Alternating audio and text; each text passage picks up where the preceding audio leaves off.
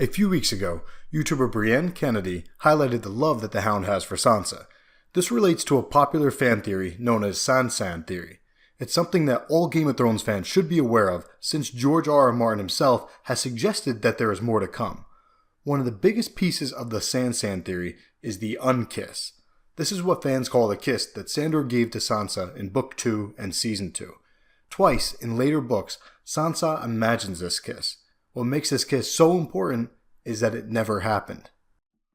Here's a quote from George R.R. Martin. Quote, "You will see, in A Storm of Swords and later volumes, that Sansa remembers the Hound kissing her the night he came to her bedroom. But if you look at that scene, he never does. That will eventually mean something. But just now it's a subtle touch, something most of the readers may not even pick up on."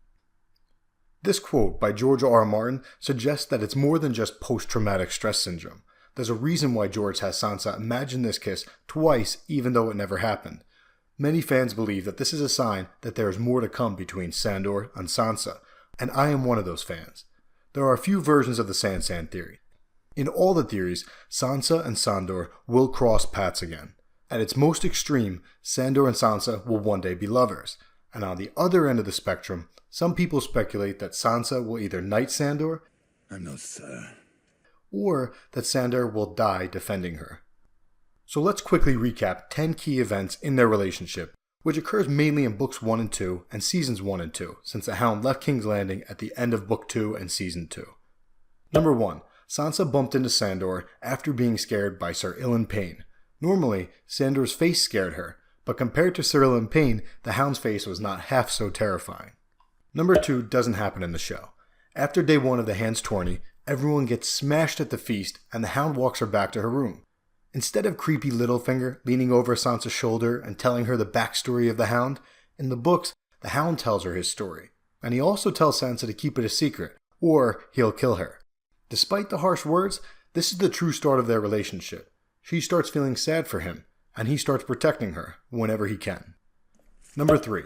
After Meryn Trant hits her, Sandor advises Sansa, "Save yourself some pain, girl. Give him what he wants." Number 4. Sandor prevents Sansa from killing Joffrey, which effectively saves her life. Number 5. Sansa lies to Joffrey in order to save Ser Dantos' life, and Sandor backs up her lie. "It would be bad luck to kill a man on your name day." What kind of stupid peasant superstition? The girl is right. When a man sows on his name day, he reaps all year.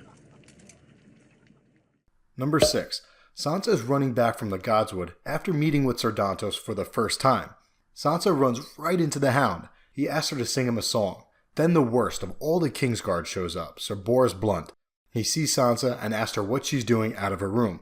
She makes up a lie, and the Hound backs her up. This is an important scene. The Hound then tells her why he doesn't mind being called a dog, even though he doesn't let people call him a knight. Quote, "A hound will die for you, but never lie to you, and he'll look you straight in the face." And after telling her a bunch of personal stuff, he reminds her that he will get his song from her someday. Number 7. Robb Stark gets a big victory and Joffrey is pissed. He has his guards strip Sansa half naked and then beat her until Tyrion walks in and stops the madness.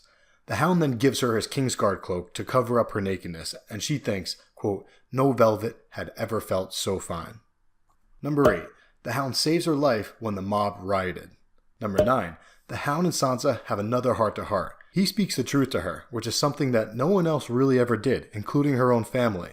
It's the reason she started the story living in an illusion of knights, maidens, love, and peace. He says that there are no true knights, just like there are no gods, and she thinks, quote, "There are gods, and there are true knights too. All the stories can't be lies." This one is interesting. I think this one may be a foreshadowing of the Hound becoming her knight in shining armor someday. And number 10. As the Battle of Blackwater is happening, Sansa sings to the 7 gods, specifically to the Mother for mercy. She sings for a lot of different people, but the 2 most interesting come at the very end. Quote, "She even sang for Tyrion the Imp and the Hound. He was no true knight, but he saved me all the same," she told the Mother. Save him if you can, and gentle the rage inside of him.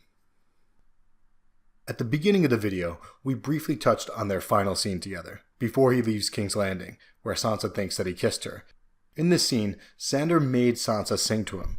She was too nervous to remember the lyrics to Florian and Jonquil, which is a song about a knight and his lover, so instead, she sings in part of a prayer to Mother Mercy.